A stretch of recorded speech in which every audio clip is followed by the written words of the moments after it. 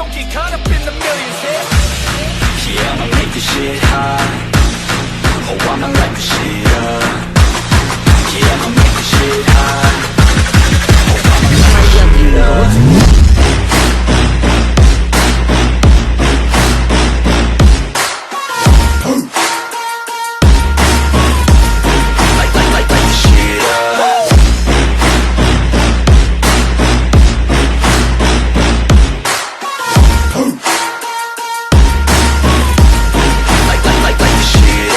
Reencarnado en Juego de Tronos capítulo 251 al 255. Poniente. Antigua. La ciudadela, en el hogar del escriba. En la casa del escriba, los ayudantes de los maestres de la ciudadela ofrecen servicios de redacción de cartas a los habitantes de Antigua. Allí, los plebeyos buscan ayuda para leer su correspondencia, redactar testamentos y realizar otras tareas administrativas.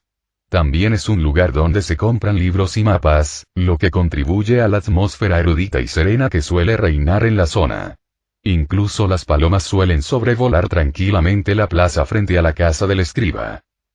Hoy, sin embargo, el hogar del escriba ha cesado abruptamente todos sus servicios al público. Todos los maestres han sido convocados para atender un asunto urgente. Una orden importante y de gran trascendencia procedente del otro lado del mar angosto. Esta orden fue entregada por los hermanos bastardos Flores de la casa Tyrell. A petición de Viserys, evitaron por completo Alto Jardín y se dirigieron directamente a Antigua. Su prestigioso linaje confirió solemnidad al mensaje, lo que provocó que incluso el archimaestre Norren, jefe de la ciudadela, prestara atención de inmediato.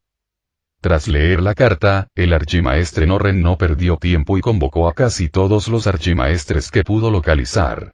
Entre ellos se encontraban el archimaestre Theobald, a quien consideraba su sucesor, el archimaestre Brose, el historiador archimaestre Perestan y el astrónomo archimaestre Baelin. En total, cerca de 30 archimaestres, posiblemente las mentes más sabias de todo Poniente, se reunieron en el gran salón. Se dispusieron largas mesas para dar cabida a casi todos los archimaestres y maestres, creando una atmósfera cargada de expectación. El archimaestre Norren, senescal de la ciudadela, hizo circular un trozo de pergamino que había viajado desde el otro lado del mar angosto. En cuanto los archimaestres vieron la carta, recordaron de inmediato la proclamación que Aegon el Conquistador había enviado a todos los señores de Poniente hacía casi 300 años. El decreto original, aún conservado en la ciudadela, declaraba sin rodeos: cualquiera que reclamara el título de rey debía humillarse y jurar lealtad a Aegon o enfrentarse a la pérdida de sus tierras. Quienes lo desafiaran debían prepararse para la ira del fuego de dragón. La carta de Viserys tenía un tono similar, pero con un matiz más amenazador. Empezó presentándose y afirmando su identidad como el legítimo gobernante. Luego, lanzó una exigencia tajante: las cabezas del rey Robert y de Lord Tywin. Está exigiendo las cabezas del rey Robert y de Lord Tywin, murmuró uno de los archimaestres, dándose cuenta de la gravedad de la situación. Es prácticamente una declaración de guerra. El historiador archimaestre Perestan le entregó la carta al archimaestre Sarabello, que estaba sentado a su lado. Ahora comanda 7 dragones, señaló Perestan, si bien son jóvenes, pero combinado con el poder que ostenta sobre todas las tierras disputadas, es más que suficiente para iniciar una guerra. El archimaestre Theobald intervino. El regreso de los dragones al mundo es difícil de creer, pero la confirmación de los hermanos Flowers y los rumores que circulan entre los mercaderes no dejan lugar a dudas. La derrota del ejército de Drogo, compuesto por 50.000 hombres, a manos de Viserys, con menos de 10.000 hombres, debería dejar claro a todos que se avecina una tormenta. Estamos de nuevo al borde de la guerra en Poniente. Solo ha pasado poco más de una década desde la rebelión de Robert, comentó un archimaestre con un anillo de oro, con la voz teñida de preocupación. Los archimaestres presentes tenían en su mayoría más de 50 años, con una edad promedio de alrededor de 60. Muchos habían servido bajo el rey Aerys durante mucho más tiempo que bajo el de Robert. Algunos de los archimaestres más ancianos aún se referían a Aerys como el rey fallecido. El senil archimaestre Walgrave, experto en cuervos, a veces incluso confundía el presente con el pasado, preguntándose si Raegar seguía siendo el rey. Para estos ancianos eruditos, un lapsus linguae no era algo raro ni imperdonable. Archimaestres, comenzó el anciano Norren mientras se ponía de pie, somos los primeros en los 7 reinos en enterarnos de esta noticia. Debemos enviar este mensaje a los señores por medio de un cuervo negro o de uno blanco. La pregunta de Norren, aunque aparentemente trivial, tenía importancia. La ciudadela tradicionalmente utilizaba cuervos blancos para transmitir mensajes cruciales a los señores de los 7 reinos, como el cambio de estaciones, plagas, sequías o invasiones de enemigos extranjeros. Recientemente, se habían enviado cuervos blancos para anunciar el cambio de estaciones. Pero ahora, el mensaje de Viserys desde Lys era claramente una declaración de guerra contra los 7 reinos. Al menos, una declaración de guerra contra el trono de hierro. La complicación radicaba en que, si bien las fuerzas de Viserys estaban compuestas por extranjeros, él mismo era de sangre ponterosa, un heredero local al trono. Esto hacía que la elección del cuervo mensajero por parte de los maestres fuera un tanto más compleja. Usa el negro, sugirió Perestan. Dado que el regreso de Viserys es esencialmente una continuación de la guerra del usurpador, es apropiado. Si tiene éxito, incluso podría considerarse un nuevo conflicto. La guerra del restaurador. ¿Deberíamos consultar con Lord Leighton?, propuso el archimaestre Brose, el sanador. Al fin y al cabo, la ciudadela estaba financiada por la acaudalada casa Hightower, y enviar un cuervo negro podría interpretarse como tomar partido. Consultar a su benefactor parecía una medida prudente. Al final, Norren llegó a un acuerdo. Envíen cuervos blancos al norte y cuervos negros al sur. La carta de Viserys era breve, y los maestres de la ciudadela no tardaron en hacer copias. Pronto, cuervos mensajeros blancos y negros volaban en todas direcciones. Desde el extremo norte, en el mote del bosque profundo, hasta las islas Arbor del sur. Desde el desierto más árido hasta el exuberante bosque lluvioso. Desde el bullicioso desembarco del rey hasta las colinas abandonadas. En cuestión de días, los señores de los 7 reinos llegaron a una cruda conclusión. Al otro lado del mar angosto, los Targaryen habían resurgido. ¿Qué? ¿Han regresado los dragones? ¿7 de ellos? Debes estar bromeando. En una taberna cercana al puerto, los marineros se reunían durante su escaso tiempo libre para disfrutar de bebidas y charlar. El aroma a pescado a la parrilla se mezclaba con el de la cerveza, y el olor salado del mar impregnaba la ropa de los marineros. ¿Por qué te mentiría?, dijo un marinero que acababa de regresar de Tirosh. Su gracia Viserys está subastando los derechos para nombrar a un dragón en el puerto. Ha recaudado casi 2 millones de dragones de oro. Usará el dinero para construir el granero de bienestar de la gente pequeña. ¿El granero de bienestar de la gente común? ¿Qué es eso?, preguntó otro marinero, inclinándose para acercarse. Básicamente, cuando hay escasez de grano, la gente común puede comprarlo a bajo precio en estos graneros. Oí que el príncipe Viserys incluso emitió un edicto que ordena la ejecución de cualquier comerciante que sea sorprendido acaparando grano para inflar los precios, sin excepciones.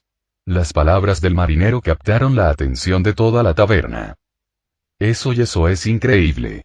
Si el rey Roberto hubiera dispuesto algo así, mi hermana tal vez no habría muerto de hambre, murmuró un marinero flaco, con la voz quebrada por la emoción. Sus palabras trajeron recuerdos dolorosos a muchos. En tiempos de hambruna, todos habían perdido a alguien. Un niño débil o un padre que murió de hambre para que sus hijos pudieran comer. El espectro del hambre estaba grabado a fuego en sus mentes, un recuerdo inquietante que persistía incluso al borde de la muerte. ¿De qué estás hablando?, se burló otro marinero. El rey Robert le debe una fortuna a Lord Tywin. Ni siquiera puede permitirse construir su propio granero. Pero he oído que el rey organiza un torneo para la mano del rey. Eso debe costar una fortuna, dijo un joven, apenas salido de la adolescencia, que trabajaba como camarero de vinos. Todavía sostenía una bandeja en las manos. Chico, déjame decirte algo, dijo un marinero mayor, de cabello canoso pero ojos penetrantes. A ningún noble le importan las vidas de la gente común. ¿Pero acaso el príncipe Viserys no vela por el pueblo llano? Al fin y al cabo, es un Targaryen. No debería ser él quien esté al mando. Pop, el dueño de la taberna, lo interrumpió con una bofetada en la nuca. Basta ya. Vuelve al trabajo. Viserys no se conformó con anunciar a los señores de Poniente su intención de recuperar el trono de hierro. Contrató a miles de cantores para difundir sus alabanzas, no solo en los puertos de Tirosh, Pentos, Lysimir, sino mucho más allá. Capitanes y marineros que comerciaban en estas ciudades se convirtieron en sus mejores mensajeros. Puede que no sea evidente durante 1 o 2 meses. Pero dentro de 3, 5 o quizás 1 o 2 años, todo Poniente conocería a Viserys como un gobernante sabio. Anhelarían el regreso de los Targaryen y maldecirían en secreto al usurpador. Los nobles de Poniente no tenían ni idea del poder del pueblo llano. Desembarco del rey. El burdel de Chatalla. El burdel de Chatalla era el más grande y lujoso de todo Desembarco del Rey, famoso por su clientela noble. Incluso ahora, mientras se preparaba un gran torneo para celebrar el nombramiento de Ned Stark como mano del rey, se podía encontrar a Robert Baratheon disfrutando a diario en Chatalla, deleitándose con los placeres que ofrecía. Pero el buen humor de Robert se desvaneció en el momento en que recibió una carta de la Ciudadela, entregada por su joven y entusiasta escudero, Ser Lancel. Su jovial semblante cambió instantáneamente a uno de asombro. ¿De dónde ha salido esto?, preguntó Robert con voz temblorosa. Su gracia, esto lo trajo la mano del rey, respondió Lancel. La está esperando en la habitación contigua. Con una rapidez inusual para un hombre de su tamaño, Robert se vistió apresuradamente y se reunió con Ned Stark en una habitación privada. El rostro del rey, enrojecido por el esfuerzo y la alarma, reflejaba la incredulidad que sentía. ¿Esto es real? ¿De verdad está pasando esto?, preguntó Robert, con la voz teñida de miedo e incredulidad. Su respiración agitada, consecuencia de su obesidad, daba la impresión de que estaba atrapado en una pesadilla. Sí, su gracia, respondió Ned, con una expresión tan fría e impasible como el hielo. Ni una sola emoción se reflejó en su rostro. Incluso las finas arrugas en las comisuras de sus ojos permanecieron inmóviles. Robert, aferrado a la carta, la miró fijamente durante lo que pareció una eternidad antes de estallar en carcajadas. Ja ja ja ja, buen chico, ¿quieres mi cabeza? Querido hermano, parece que volveremos a luchar codo con codo. Su risa atronadora fue tan fuerte que pareció hacer temblar hasta las vigas del techo. Pero su gracia, comenzó Ned con un leve suspiro, nuestra situación financiera es desesperada. Robert desestimó la preocupación de Ned con un gesto de la mano. ¿De qué te preocupas? Pregúntale a Meñique, dijo. Unos 6 meses antes de la muerte de Jon Arryn, Robert había nombrado a Meñique maestro de la moneda, y desde entonces, Meñique se las había arreglado para poner todo en orden. Gastos militares. Una nimiedad. Robert confiaba en que Meñique encontraría los fondos.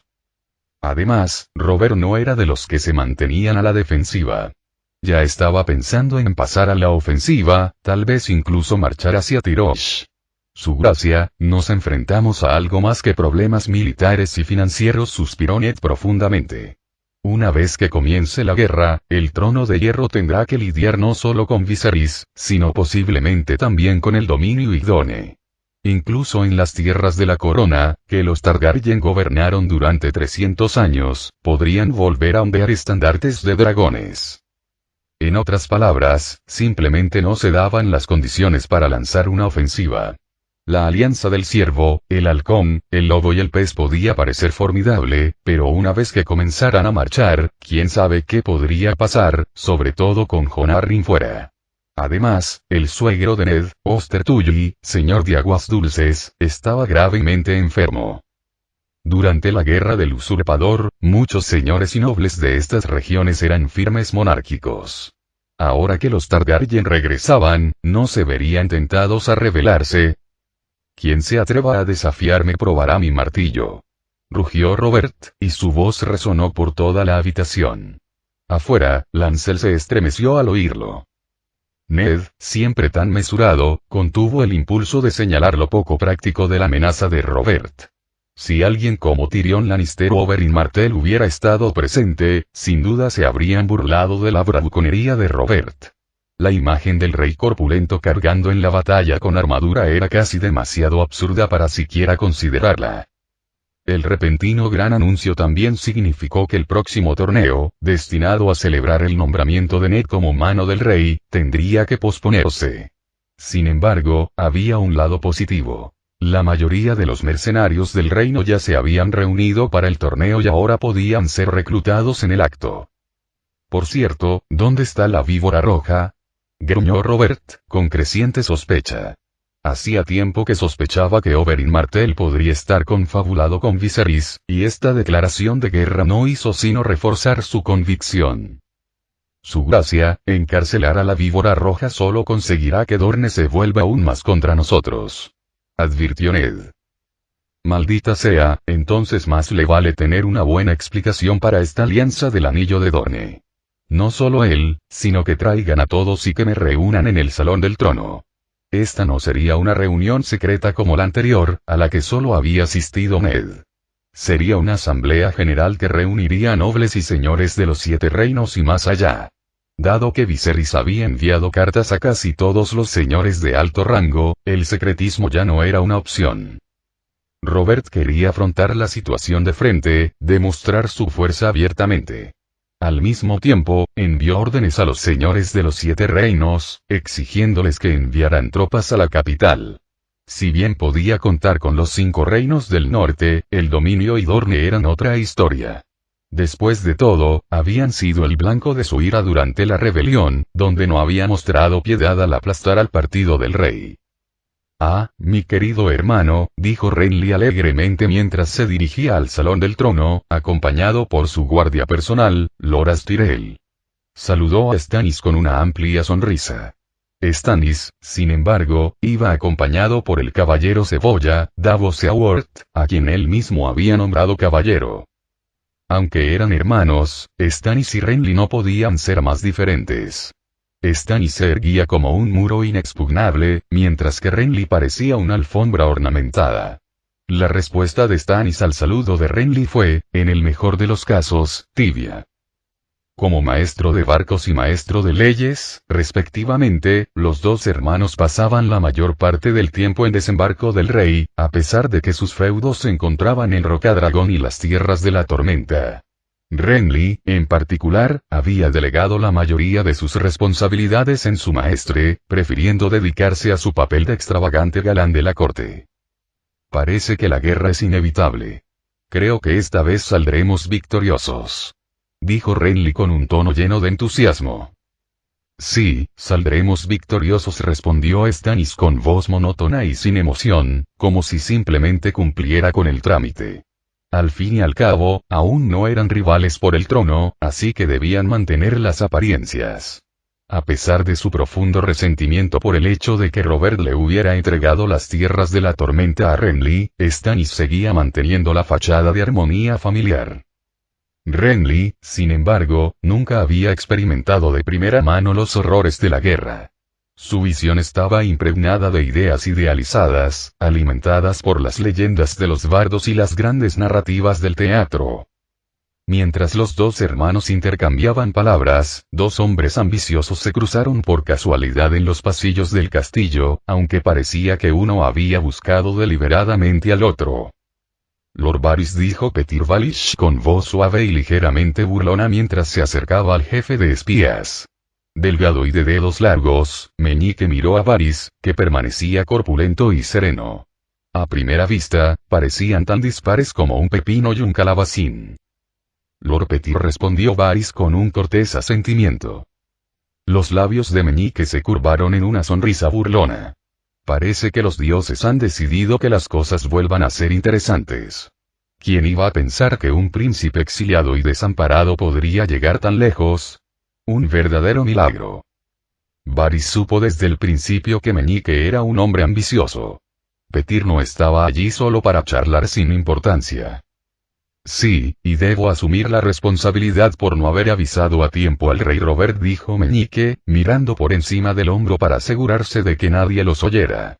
El noble más cercano se encontraba a decenas de pasos, en el sinuoso sendero del jardín, y los coloridos arbustos que bordeaban el camino no ofrecían ningún tipo de cobertura para los fisgones.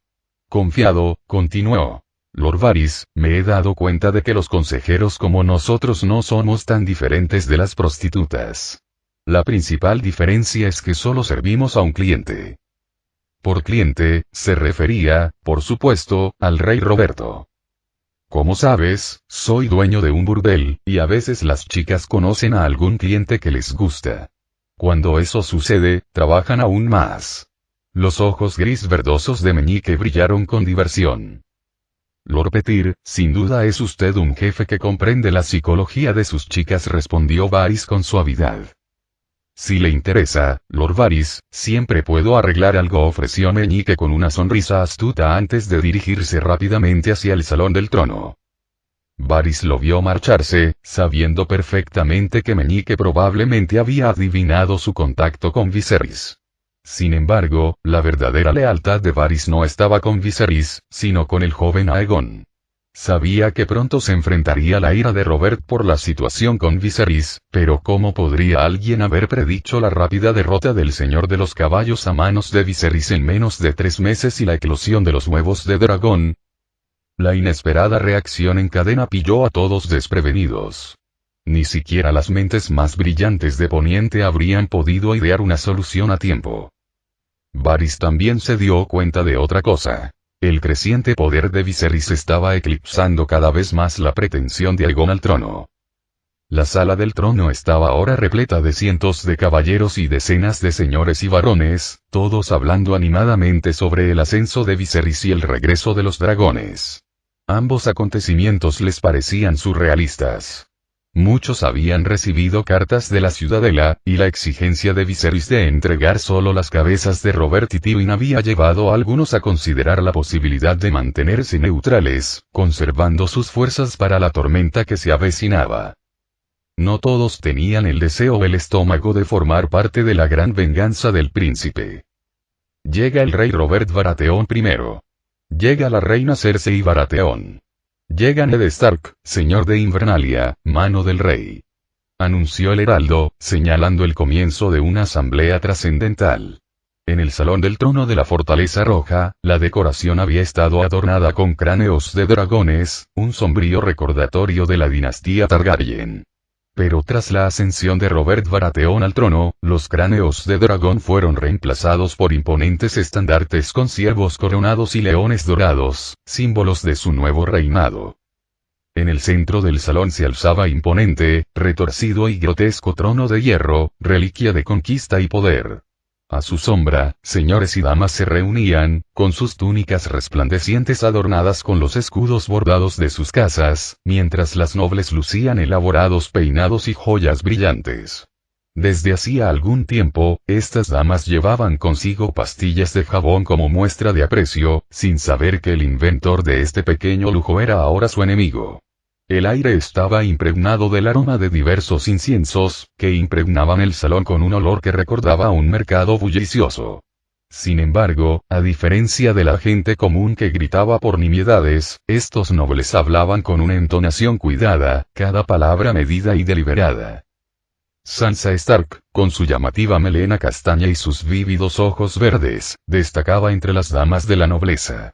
Sentada con la compostura de una futura reina, disfrutaba de la atención, desempeñando su papel de princesa consorte a la perfección.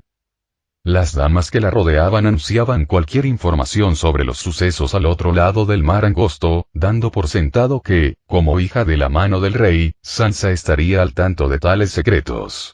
Y Sansa, la Rosa del Norte, estaba más que encantada de satisfacer su curiosidad, entrelazando fragmentos de conversaciones con Cersei, salpicados con un toque de su propia imaginación y especulación. Sansa se sintió aliviada de que su padre no hubiera permitido que Arya asistiera a la reunión. Su hermana menor, con su carácter de marimacho y su afinidad por la gente común, era una fuente constante de vergüenza para Sansa. La presencia de Arya habría sido tan indeseable como la de su hermano bastardo, Jon. Mientras Sansa disfrutaba de la atención, sintió de repente una mirada que la observaba desde el otro lado de la habitación. Alzó la vista y vio a Petyr Baelish, a quien ella llamaba tío Petyr, mirándola. Su madre, Catelyn, lo había mencionado a menudo. Petyr le devolvió la mirada con una sonrisa inexpresiva antes de retomar su conversación con los demás nobles. El rey Robert I de la casa Baratheon, la reina Cersei de la casa Baratheon, Ned Stark, señor de Invernalia, mano del rey, el anuncio del heraldo resonó por todo el salón, sumiéndolo en un silencio absoluto mientras todos se enderezaban en señal de respeto. Tras forcejear un poco, Robert logró meterse en la armadura, que se tensaba contra su corpulencia como una telaraña a punto de romperse. Era una clara señal de que el rey se preparaba para la guerra.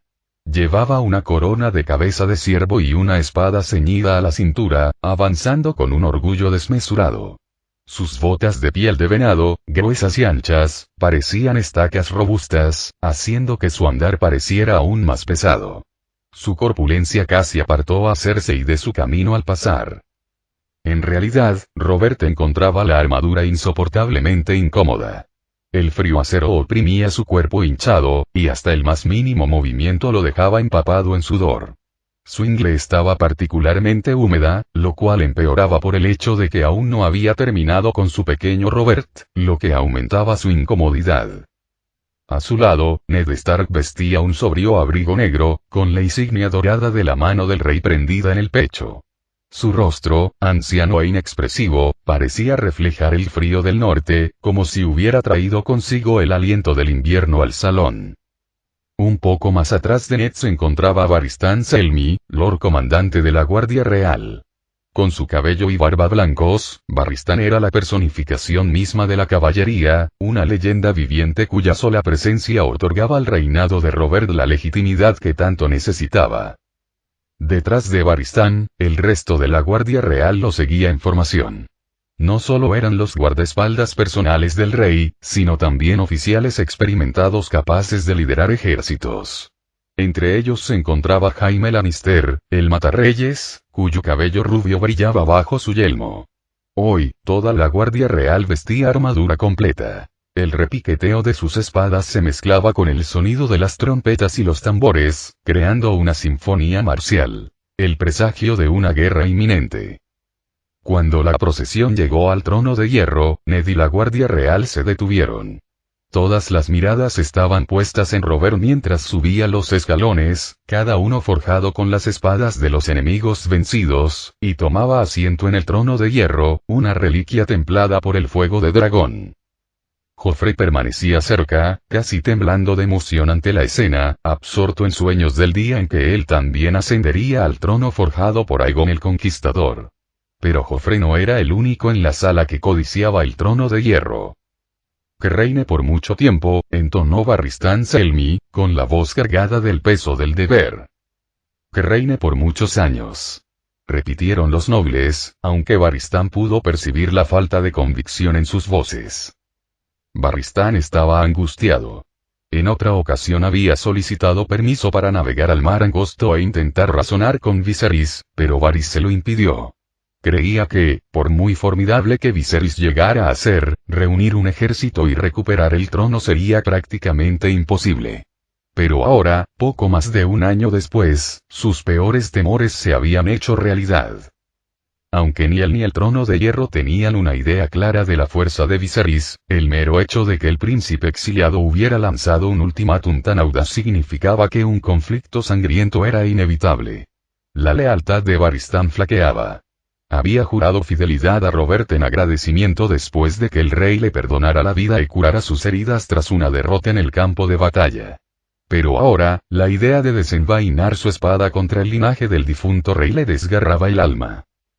Creo que muchos de ustedes han recibido una carta de ese engendro de dragón, ¿no es así? La voz de Robert resonó por todo el salón. Los señores y nobles allí reunidos asintieron, con expresiones que delataban vacilación. Justo entonces, la puerta se abrió y entró Oberyn Martell, la víbora roja de Done. Un atisbo de disgusto cruzó el rostro de Robert al verlo. Perdone mi tardanza, su gracia, dijo Oberyn con una reverencia, antes de dirigirse a colocarse junto a Ned. Como príncipe de Dorne y ministro de Asuntos Exteriores, Oberyn ocupaba un lugar destacado entre la más alta nobleza, y tomó asiento en la primera fila. Víbora Roja, cuéntanos sobre los engendros del dragón, dijo Robert con voz despreocupada. El hecho de que no se dirigiera a Oberyn por su título, cargo o incluso su nombre decía mucho de su estado de ánimo. Pero a Oberyn no pareció importarle. Había recibido una carta de Viserys poco después de que nacieran los dragones, y lo había tomado por sorpresa. En tan solo 3 meses, Viserys había derrotado al Señor de los Caballos, unificado el poder de toda la Confederación y logrado que nacieran los huevos de dragón. Cada una de estas hazañas era legendaria. Lograr las 3 cosas en tan poco tiempo parecía increíble. Si alguien se hubiera jactado de haber conseguido siquiera una de esas hazañas, Oberyn lo habría tachado de loco. Su gracia, estos acontecimientos se han producido de forma bastante repentina, y todavía estoy investigando, respondió Oberyn Martell con serena calma. ¿Investigando? La voz de Robert se tornó fría, su ira resonando en el salón del trono. ¿No deberías estar involucrado?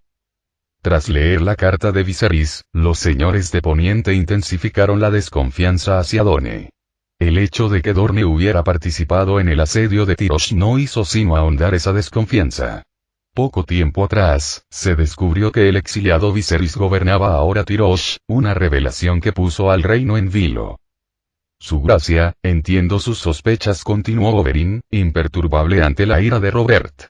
Pero Lanza del Sol cooperó con Lys, Myr y Pentos. El hombre con quien tratamos directamente era un tal Griff. Estoy tan desinformado sobre esto como usted. La respuesta de Oberyn fue serena, casi sorprendentemente sincera. Viserys le había informado de sus planes con antelación, dándole la opción de abandonar Desembarco del Rey. Pero la Víbora Roja había optado por quedarse, confiado en que Robert no tenía pruebas concretas de sus tratos secretos con Viserys. E incluso si existiera alguna prueba, no bastaría para convencer al dominio a Dorne de unirse al bando de Viserys. Al fin y al cabo, incluso los nobles a quienes Robert había menospreciado durante la rebelión podrían estar contactando secretamente con Viserys. Por eso Robert sintió una satisfacción macabra al saber que Gregor Clegane, la montaña, había masacrado a los hijos de Rhaegar. Viserys, como Targaryen, tenía un derecho sólido al trono, un derecho que Robert no podía desestimar fácilmente. Por el momento, Robert tuvo que tolerar la situación y pidió consejo a los lores reunidos sobre la inminente guerra. Su gracia, contamos con una flota formidable. La flota de Rocadragón, la flota real, la flota de las tierras del oeste y la flota de Árbol. Quizás podamos entablar una gran batalla naval con Viserys. La sugerencia, como era de esperar, provino de Renly, cuyo entusiasmo delataba su desconocimiento de la gravedad de la situación.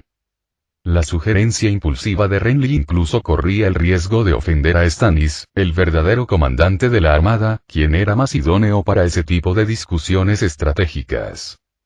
Stannis, ¿qué opinas?, preguntó Robert, con un tono tan frío y duro como siempre al dirigirse a su hermano mayor.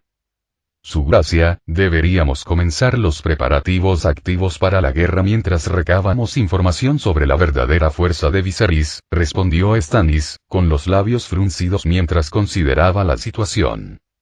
Sean específicos. ¿Cómo nos preparamos?, exigió Robert. Stannis no se inmutó. Deberíamos posicionar nuestra flota a lo largo del mar angosto y solicitar a los señores que envíen tropas para reforzarnos. Stannis había demostrado su habilidad en la guerra naval tanto durante la guerra del usurpador como durante la rebelión Greyjoy. Sus consejos tenían peso, especialmente en asuntos de defensa y batallas navales. Al mismo tiempo, continuó Stannis, debemos impedir que los desleales contacten con Viserys. Cualquiera que no haya apoyado a la casa Baratheon durante la rebelión debe ser puesto bajo estrecha vigilancia. Sus hijos deben ser enviados a Desembarco del Rey como rehenes para garantizar su lealtad. Nadie podía encontrar fallos en la propuesta de Stannis. Era una estrategia acertada para contener la posible disidencia.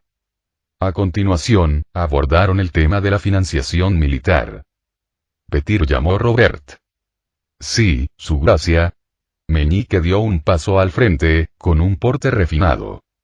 Necesito que recaudes 2 millones de dragones de oro para fondos militares en el plazo de un mes. Sí, su gracia. Respondió Meñique sin dudarlo. Sabía que no era momento para negociar. Sus métodos para administrar las finanzas del reino a menudo implicaban préstamos, y el Banco de Hierro siempre había sido optimista respecto al gobierno de Roberto. Meñique no veía ningún problema en conseguir otro préstamo. Por supuesto, 2 millones de dragones de oro no serían suficientes para financiar una guerra entera. Robert ya había solicitado fondos adicionales a su suegro, Tywin Lannister. A pesar de su aversión por los Lannister, Robert necesitaba su riqueza ahora más que nunca. Y dado que Viserys había ordenado específicamente la ejecución tanto de Robert como de Tywin, los Baratheon y los Lannister se encontraron como aliados improbables pero necesarios, más cercanos de lo que Robert jamás había imaginado, incluso más que su vínculo con Ned Stark. Lord Mace Tyrell, a menudo llamado despectivamente Lord Pez Globo, y su madre, la formidable Lady Olenna, conocida como la Reina de las Espinas, estaban sentados frente a dos cartas. Una de las cartas procedía de la Ciudadela y contenía el gran anuncio de Viserys, una declaración tan cargada de intenciones asesinas que casi saltaba de la página. La otra carta era de desembarco del rey y contenía la orden de Robert Baratheon a Alto Jardín para que reuniera tropas en apoyo del trono de hierro. Una carta era del antiguo rey, la otra del rey actual. Los Tyrell se enfrentaban a una difícil decisión. Al este se encuentran las tierras de la tormenta, y al oeste la casa Florent, ambas leales al trono de hierro, señaló Lady Olenna, lanzando una mirada penetrante a su hijo. ¿Eso significa que debemos ponernos del lado del trono de hierro? Preguntó Mace con incertidumbre en la voz. Si esa es tu decisión, ¿cuántos hombres estás dispuesto a enviar? Preguntó Olenna con tono mesurado. 10.000, tal vez 12.000, respondió Mace con vacilación. La casa Tyrell no luchaba por el derecho de Margaery al trono, así que tenían pocos incentivos para desplegar todas sus fuerzas. Además, Robert siempre había visto a la casa Tyrell con recelo, por lo que Mace se mostraba reacio a ofrecer más que un contingente simbólico. 10 o 12.000 es muy poco, dijo Olenna, alisándose las mangas con una expresión de leve desdén. Robert podrá hacer muchas cosas, pero no es tonto. ¿Y qué hay de 30.000? Preguntó Mace, aún inseguro. Durante la Guerra de los Cinco Reyes, Doran Martell solo había enviado 10.000 hombres para apoyar a Aerys, y eso se debía a que utilizaba el matrimonio de Rhaegar con Elia como moneda de cambio. Olenna no pudo evitar sentir cierta decepción ante la indecisión de su hijo. Por suerte, sus nietos eran mucho más perspicaces. Ordenó a una criada que entregara el gran anuncio de Viserys a Garland y Willas, y la carta de Robert a Margaery. Abuela, dijo Willas pensativa tras leer la carta de Viserys, parece que Viserys no especificó cuándo planea atacar Poniente. La aguda mente de Willas detectó de inmediato que algo andaba mal. Cuando Aegon anunció su conquista de Poniente, dio un plazo claro de 3 meses. Pero el anuncio de Viserys fue diferente. Se presentó a sí mismo y luego exigió apresuradamente las cabezas de Robert y Tywin. Abuela, hay algo raro en este anuncio, añadió Garland. Aunque no dominaba la gramática, intuía que algo no cuadraba. Willas, que tenía más conocimientos, identificó rápidamente el problema. Viserys no había dirigido su exigencia de las cabezas de Robert y Tywin a ningún destinatario específico. La frase carecía de objeto. ¿Se dirigía directamente a Robert y Tywin? No parecía plausible. Viserys aún no tenía el poder suficiente para exigirles la vida tan abiertamente. Un error gramatical. Poco probable, dado que Viserys había compuesto canciones populares como Bravos Lover, de Sailor y Falia, lo que demostraba que no era un necio con las palabras. No, solo había una explicación. Viserys exigía las cabezas de Robert y Tywin a todos los señores y damas de Poniente. En esencia, los obligaba a tomar partido. Willas y Olenna intercambiaron miradas cómplices, reflejadas en sus ojos marrones idénticos. Viserys estaba preparando el terreno para la división de Poniente, y cada noble tendría que declarar su lealtad. Tras repasar rápidamente el anuncio, Garland expresó sus pensamientos. Abuela, parece que Viserys está esperando algo. Lady Olenna sintió, con expresión de satisfacción. Sus dos nietos más brillantes ya habían captado la clave. ¿Esperando qué? ¿Cuál es el problema?, preguntó Lord Mace Tyrell, con evidente confusión. Lady Olenna, la reina de las espinas, dirigió su mirada penetrante hacia los hermanos Flowers. Garrett, cuéntanos tus experiencias en las tierras disputadas. Sí, mi señora, comenzó Garrett, dando un paso al frente y ordenando sus ideas. Aunque no lo crea, llegamos a Tyrosh justo a tiempo para el regreso triunfal de Viserys. Si bien no lo conocimos personalmente, presenciamos los acontecimientos posteriores. El duelo con el Señor de los Caballos, la eclosión de los huevos de dragón, el castigo de los traidores y la coronación de Viserys. Mientras los hermanos relataban la historia, los brillantes ojos castaños de Lady Olenna centelleaban con intriga. Incluso Huillas y Garland, que solían ser tan serenos, sintieron como si estuvieran presenciando un mito que cobraba vida. ¿De verdad salió ileso del incendio forestal?, preguntó Mace, con un claro escepticismo. Señor, muchos fueron testigos. No nos atreveríamos a mentirle, aseguró Garrett. Huillas estaba más intrigado por los 7 dragones jóvenes, pero sabía que no era el momento adecuado para insistir en los detalles. Garland, por su parte, estaba fascinado por cómo Viserys había logrado derrotar a los 50.000 guerreros de Drogo con menos de 10.000 jinetes. Sabía que liderar una carga de caballería en las llanuras abiertas ya era bastante difícil. Encontrar y derrotar a los líderes bárbaros era una hazaña extraordinaria. Los Tyrell, tanto el mayor como el menor, llegaron a la misma conclusión. Viserys era formidable. ¿Nos dio Viserys alguna instrucción?, preguntó Margaery. Para responder a Lady Margaery, sí, respondió Garrett. Primero, Viserys nos ordenó seguir las órdenes de Robert y apoyar el trono de hierro. Esto sugiere que no tiene planes inmediatos de atacar Poniente, lo que mantiene Alto Jardín fuera de una situación difícil por ahora. Es menos una orden y más un gesto de buena voluntad. Segundo, Viserys solicitó que Alto Jardín almacenara al menos 2 millones de libras de grano. Y tercero, propuso que Lady Margaery se casara con él y se convirtiera en su consorte. ¿Eh? Margaery se tapó la boca sorprendida. Garrett añadió rápidamente. Viserys dijo que la tercera solicitud no requería una acción inmediata. Lady Olenna, con su astuta mente en acción, comprendió la sabiduría de las condiciones de Viserys. La primera condición buscaba mostrarse considerada con la casa Tyrell, asegurándose de que no se vieran obligados a tomar una decisión inmediata. La segunda, aunque curiosa, no suponía un sacrificio significativo.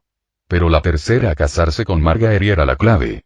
Viserys probablemente sabía que los Tyrell pretendían casarla con Renly, y esta propuesta era su manera de impedir que se vincularan al trono de hierro y a la casa Baratheon. Al retrasar el matrimonio, Viserys exigía, en efecto, que los Tyrell se pusieran de su lado. La habitación quedó sumida en un silencio contemplativo. La luz del sol entraba a raudales por las ventanas, proyectando dibujos sobre la piedra verde, mientras que el único sonido era el lejano trinar de los pájaros.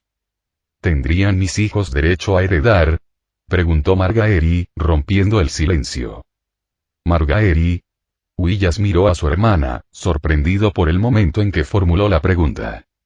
Solo pregunto, respondió ella. Con los dragones ya convertidos en realidad, era solo cuestión de tiempo antes de que Viserys reclamara el trono de hierro.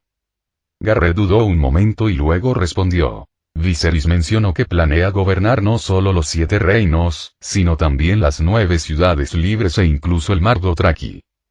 Ya veo. Entonces sería verdaderamente el amo del mundo, reflexionó Margaery, comprendiendo que, si bien sus hijos tal vez no heredarían el título de rey, seguirían siendo herederos de vastos territorios. Los Tyrell comprendieron que, si bien parecía que podían elegir entre Robert y Viserys, en realidad no era así. Aegon había conquistado Poniente con 3 dragones y 2.000 soldados. Viserys ahora contaba con 7 dragones y 100.000 soldados. El resultado era evidente. ¿Y qué hay de Dorne?, preguntó Lady Olenna, con la mente ya adelantada. En los jardines acuáticos, una pareja que no se había visto en varios años estaba sentada junta.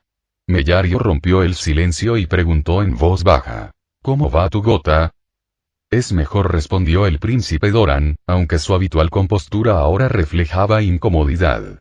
Su separación no se debía a la falta de afecto, sino al fuerte desacuerdo de Mellario con la idea de enviar a su hijo pequeño a ser criado por una familia de acogida. Doran había recibido recientemente el gran anuncio de Viserys, pero fue Mellario quien le proporcionó la información más detallada. La noche, los Dothraki, los dragones y el título de emperador. Hace menos de 2 años, Doran pensaba que Viserys tendría dificultades incluso para conquistar Tyrosh. Ahora, no encontraba las palabras para describir sus sentimientos. El remordimiento lo abrumaba. Se arrepentía de no haber vigilado más de cerca a Arianne, de haber permitido que un bastardo le arrebatara la virginidad. Doran rezaba para que Mellario no le preguntara al respecto, pues realmente no sabría cómo explicarlo. ¿Crees que Viserys seguirá respetando el contrato matrimonial original?, preguntó Mellario, sin saber que Viserys ya conocía la situación de Arianne. Doran decidió guardar el secreto el mayor tiempo posible. Él y nosotros hemos firmado un nuevo contrato matrimonial, admitió Doran. ¿Un nuevo contrato matrimonial? La voz de Mellario denotaba sorpresa. Con nuevo matrimonio, Doran se refería a que el heredero de Viserys se casaría con alguien de la casa Martell, pero Viserys mismo no. Hizo que Tiene, la hija de la víbora roja, le entregara el contrato de nuevo matrimonio a Mellario. ¿Cuándo se firmó este contrato matrimonial?, preguntó ella. Hace menos de 2 años. Doran se arrepintió de esas palabras en cuanto salieron de su boca. Hace menos de 2 años. Viserys acababa de conquistar Tyrosh en aquel entonces. ¿Acaso pudo haber previsto su ascenso al poder incluso en ese momento? ¿O ya estaba planeando la eclosión de los dragones? Aun si eso fuera cierto, persistía otro problema. Romper el compromiso justo después de conquistar Tyrosh parecía un intento de deshacerse de quien te había ayudado. ¿Eran los hombres de la casa Martell tan blandos como para aceptar semejante desaire? Dígame, ¿cuál fue la razón que dio Viserys para romper el compromiso?, insistió Mellario. El príncipe Doran no encontraba las palabras. Era como si sus cuerdas vocales hubieran desaparecido. Abrió la boca, pero no salió ningún sonido. En ese preciso instante, se oyó un grito de sorpresa desde el exterior. ¡Madre! Mellario se giró para ver a Arianne, y madre e hija se abrazaron con fuerza. Arianne era su primogénita, y cuando Mellario se marchó de Lanza del Sol, lo hizo al amparo de la noche, mientras Arianne dormía. Ahora, tras 5 o 6 largos años, por fin se habían reencontrado. «Mamá, te he echado tanto de menos», susurró Arianne. «Arianne, mi Arianne», respondió Mellario, abrazando a su hija como si no quisiera soltarla jamás. Tras lo que pareció una eternidad, madre e hija finalmente se sentaron juntas. «¿Has crecido?», observó Mellario. «Sí, madre», respondió Arianne en voz baja. Al presenciar el emotivo reencuentro entre ambos, Doran dejó escapar un silencioso suspiro de alivio, sintiendo como si hubiera escapado por poco de un desastre. «Madre, he oído que acabas de regresar de las tierras disputadas». «Sí, pero ahora se llama Tierras de la Esperanza». «¿Tierras de Esperanza?», repitió Arianne, sorprendida. Una figura de cabello plateado apareció en la visión de Arianne. «¿Viste a Viserys? ¿Cómo está?». «Oí que hace algún tiempo Viserys luchó contra los Dothraki». Las palabras de Arianne dejaron a sus padres sin palabras. ¿Cómo iban a decirle que Viserys se había convertido en emperador? Aquello solo la angustiaría aún más. «Él ganó», dijo finalmente Mellario. «Viserys derrotó al Señor de los Caballos, y ahora el peligro en las Tierras de la Esperanza ha desaparecido». Arianne asintió, como si se hubiera quitado un gran peso de encima. «Vale, si tienes más preguntas, podemos hablar de ellas esta noche, cuando durmamos juntas, ¿de acuerdo?», añadió Mellario, acariciando suavemente el cabello de su hija. «Está bien. Está bien». Arianne sonrió feliz. Una vez que Ariane se hubo marchado, Mellario se volvió hacia Doran, entrecerrando los ojos. Nuestra hija ya no es virgen, ¿verdad? Doran se quedó perpleja. ¿Cómo podía saberlo con solo mirarla? Viserys rompió el compromiso por esto, ¿no es así? Insistió. La boca de Doran se crispó, pero siguió sin decir una palabra. Doran, no eres un buen padre. Joy intentó responder Doran, pero las palabras se le quedaron atascadas en la garganta. Mellario no esperó a que terminara. Desde la perspectiva de un lord, desde la perspectiva del príncipe de Dorne, Doran había actuado correctamente. Pero como padre, no había tenido en cuenta las necesidades de Ariane, y ahora todos estaban pagando las consecuencias. Antes de marcharse, Mellario le entregó a Doran una carta que Viserys le había pedido. Al abrir el sobre, 7 objetos brillantes de distintos colores cayeron al suelo. Algunos aterrizaron en su regazo y otros en el piso. Tiene recogió rápidamente los que habían caído y se los entregó. Por un instante, Doran no reconoció lo que eran. Pero pronto lo comprendió. Escamas de dragón. Exclamó, pasando los dedos sobre las escamas, que parecían una mezcla entre piedra y metal. Cualquier duda que le quedara sobre el regreso de los dragones se desvaneció. Luego sacó la carta del sobre. Las exigencias que contenía eran similares a las que se habían hecho en Alto Jardín. La primera era la misma. Dorne debía enviar tropas, tal como Robert había solicitado. La segunda era recolectar la mayor cantidad de grano posible. Pero Viserys no les obligaba a tomar partido, al menos no todavía. Después de todo, Dorne no era lo mismo que Alto Jardín. Sus lealtades estaban entrelazadas, pero eran distintas. Si Viserys quería influir en Dorne, tenía más de una manera de hacerlo. En su carta, Viserys simplemente les informó que no atacaría Poniente en un futuro próximo. El segundo punto, como Doran ya había averiguado por la víbora roja, estaba relacionado con los preparativos de Viserys para la larga noche. Dorne llevaba mucho tiempo almacenando grano, así que esta exigencia no era particularmente sorprendente. Mientras Doran examinaba las escamas de dragón de 7 colores que sostenía en sus manos, un profundo sentimiento de arrepentimiento lo invadió. No pudo evitar preguntarse si las cosas habrían sido diferentes de haber sido honesto con Viserys sobre Ariane. ¿Habrían podido negociar un mejor desenlace? En ese momento, Manfrey entró en los jardines acuáticos. «Príncipe, ¿ha regresado la dama?», preguntó. Sí, asintió Doran, entregándole la carta de Viserys a Manfrey y mostrándole las escamas del dragón. «Estas son las escamas del dragón», añadió, con la voz teñida de una mezcla de asombro y pesar. Manfrey observó la expresión de Doran e inmediatamente intuyó que la reunión entre Doran y Mellario no había ido bien. Podía adivinar el motivo subyacente, pero sabía que era mejor no inmiscuirse en asuntos tan personales. «Príncipe, ¿cuántas tropas deberíamos proporcionar a Robert?», preguntó Manfrey, reconduciendo cuidadosamente la conversación hacia asuntos prácticos. 5.000. Si conseguimos que las demás casas aporten, podemos reunir 10.000 hombres, respondió Doran, aunque con un tono algo resignado. El peso de las decisiones pasadas y sus consecuencias lo agobiaban. Todo esto, reflexionó con amargura, surgió de la rebelión de Robert. Si no hubiera sido por eso, mi casa podría haber dado una reina. Pero príncipe, comenzó Manfrey, percibiendo la tensión en las palabras de Doran e intentando manejar la delicada situación. Final del capítulo.